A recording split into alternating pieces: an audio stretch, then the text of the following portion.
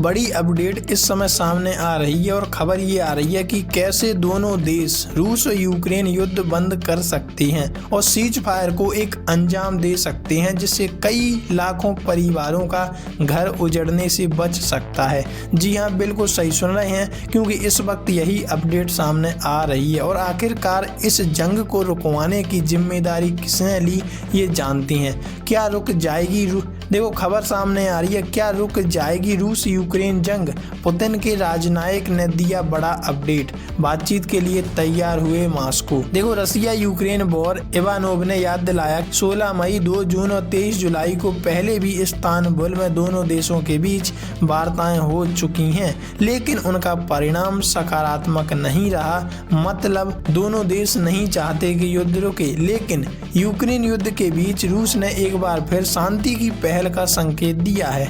तुर्की में रूस के अंतरिम प्रभारी एलेक्सी इवानोव ने कहा कि मॉस्को यूक्रेन के साथ शांति वार्ता के लिए किसी भी समय तैयार हैं। उन्होंने साफ कहा कि अगर कीव राजनीतिक इच्छा शक्ति दिखाए तो बातचीत तुरंत शुरू हो सकती है। इस्तांबुल को फिर से वार्ता स्थल बनाने की संभावना पर भी चर्चा हो रही है।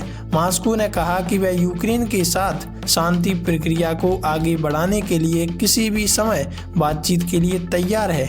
यह जानकारी तुर्की में रूस के अंतरिम प्रभारी एलेक्सी इवानोव के हवाले से रूसी समाचार एजेंसी TASS ने दी है। इस्तांबुल में फिर से शुरू की जा सकती है वार्ता। इवानोव ने तुर्की में मीडिया को बताया कि रूस इस्तांबुल में यूक्रेन के साथ शांति वार्ता फिर से शुरू करने के लिए तैयार है। उन्होंने याद दिलाया कि 16 मई, 2 जून और 23 जुलाई को पहले भी इस्तांबुल में दोनों देशों के बीच वार्ताएं हो चुकी हैं, लेकिन उनका परिणाम सकारात्मक नहीं रहा।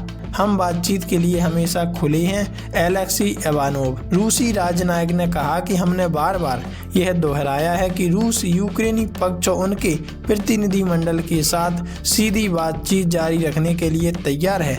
हमारे तुर्की साझेदारों ने भी कहा कि इस्तांबुल का मंच हमारे लिए खुला है, यहाँ दरवाजे हमेशा खुले हैं। उन्होंने आगे कहा कि यदि कीव राजनीतिक इच्छा शक्ति दिखाता है तो रूस किसी भी समय वार्ता के लिए तैयार रहेगा। पिछली बैठकों में रखे गए प्रस्ताव। इवानोव ने कहा कि पिछले दौरों की वार्ताओं के दौरान रूस ने कई ठोस प्रस्ताव पर पहले रखी थी, जिनमें 3 ऑनलाइन वर्किंग ग्रुप्स की स्थापना, कूटनीतिक बातचीत को स्थायी रूप से देने के सुझाव में शामिल थे। हालांकि उन्होंने यूक्रेन पक्ष ने अब तक इन पहलों पर कोई सकारात्मक प्रतिक्रिया नहीं दी है। गौरतलब है कि जुलाई के बाद से दोनों देशों के बीच कोई आमने सामने की वार्ता नहीं हुई है। रूस का दूसरा बड़ा शांति संकेत। यह हाल के दिनों में रूस की ओर से दूसरा बड़ा शांति संकेत है।